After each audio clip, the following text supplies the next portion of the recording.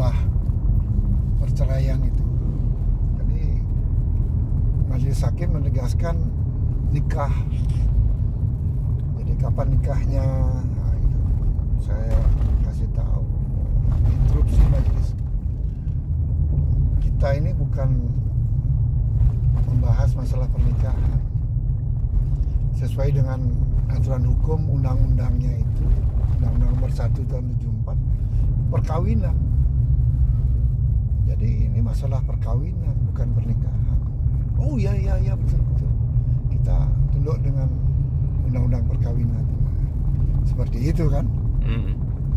Jadi kita berbicara sebagai praktisi hukum, ya dasar hukumnya yang kita bicarakan. Artinya banyak di masyarakat kita mengatakan tentang kawin itu sepertinya hanya dalam bahasa biologi pembuahan. Tapi kan bahasa hukum kita itu kan perkawinan. Nah itu. Dan akan mengatakan nikah lebih terhormat. Kesannya begitu di masyarakat sekarang. Enggak. Aturan hukumnya, undang-undang kita, undang-undang perkawinan, bukan undang-undang pernikahan. Begitu sepintas saya di persidangan menyampaikan kepada majelis ini. Itu untuk pas kasusnya siapa? Ya, kasus kita nggak boleh nyebutin nama kasus siapa. Gitu. Jadi di persidangan gitu. Kasus perceraian. Seperti itu, Pak.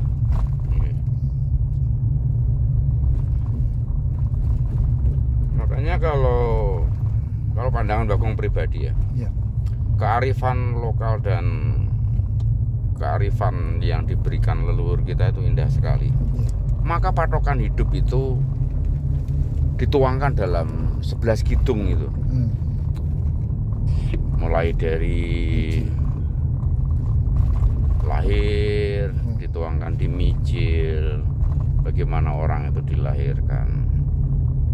Setelah dilahirkan dia menjadi anak muda, aturan mainnya, patokannya, tuntunannya diingatkan di tembang Sinom.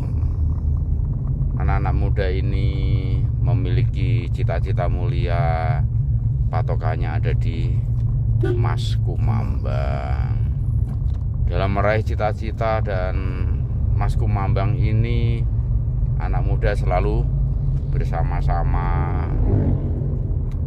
Maka catatan aturan bagaimana itu kita bersama itu ada di Kinanti. Laki-laki dan perempuan, perempuan dan laki-laki, laki-laki dengan laki-laki, perempuan dengan perempuan. Maka ada nilai persahabatan, persaudaraan, bahkan sampai kasmaran. Maka semua ada patokannya di Asmaradahana. Kalau orang udah jumbuh dengan Asmaradahana ini, ada patokannya bagaimana untuk saling memadukan itu.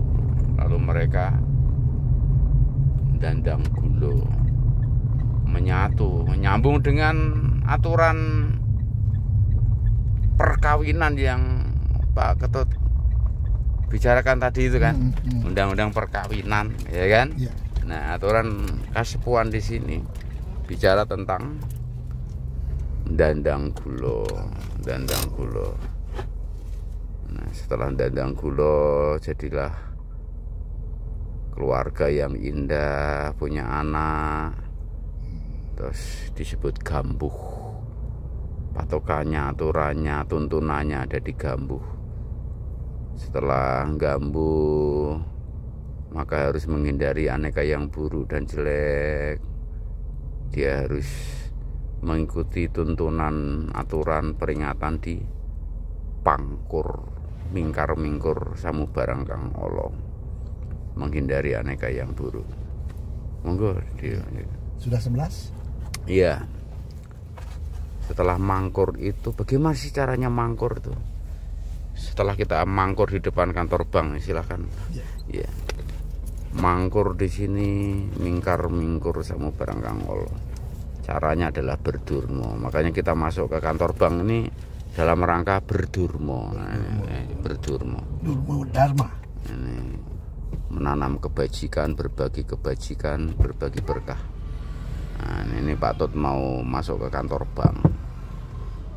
Ini kan.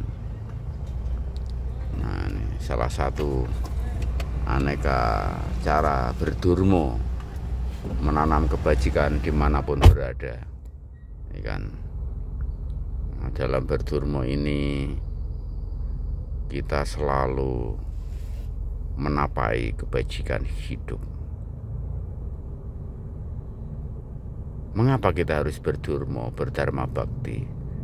Ya karena kita ini tidak hidup abadi. Secara ragawi atau secara merah ini kita pasti akan megat terus, melepas raga, melepas sukma kembali dalam keabadian. Raga kita diaben, dikubur, dimakamkan, dilarung, nah, kan, kembali pada bumi. Nah, ketika raga ini ditinggalkan nyawanya, sukma ini melepas raganya, maka raga kita dipujung. Nah, peringatannya, tuntunannya dipujung. Bapak pucung dudu atu dudu gunung. Ya, dudu atu dudu gunung. Setelah megatro dipocong, maka dikuburkan. Dudu watu, dudu gunung blegeno, tanah kuburan, ya kan. Dudu watu, dudu gunung.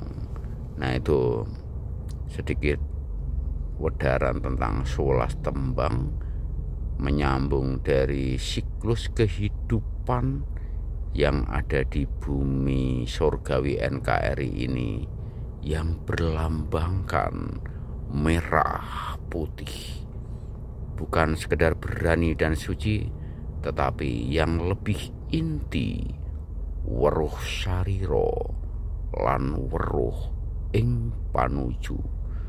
Sapa weruh sariraning pribadi sasat weruh pangerane, sapa weruh ing panuju sasat sugi pager wesi. Mari kita melalui agar tahu dan tulus hidup di negeri NKRI surgawi ini.